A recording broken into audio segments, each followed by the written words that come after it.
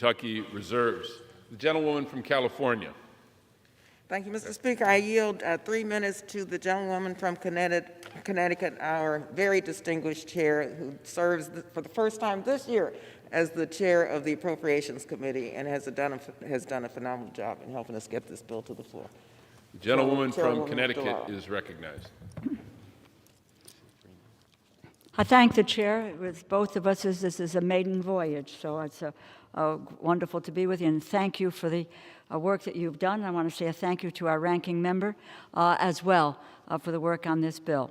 Mr. Speaker, the past 4 years have seriously eroded our nation's position in the world.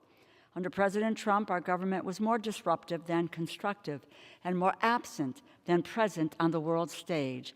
This has been especially true in the midst of the worst public health and economic crisis in a generation.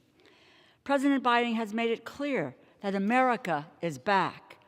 The State Foreign Operations and Related Programs Funding Bill puts those words into action. It makes America stronger at home and respected again in the world. It restores American leadership by responding to global health threats, including the ongoing coronavirus pandemic, and it addresses urgent humanitarian needs while confronting the climate crisis. As we speak, the global pandemic is far from over.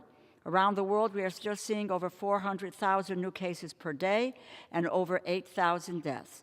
To confront this continuing crisis, this bill invests in global health and the prevention of future pandemics with $10.6 billion to support the health of families and global communities, including $1 billion in global health security to bolster the public health surveillance, detection, and response capabilities of countries around the world. Given the global economic devastation wrought by the pandemic, this bill provides $8.5 billion to meet urgent humanitarian needs, and it empowers women to build a brighter future for their families and communities by providing $760 million for family planning and $70 million for the United Nations Population Fund, while repealing restrictions that make it more difficult for women across the world to access safe and legal abortions. Finally, this bill prepares us for the existential threat of climate change.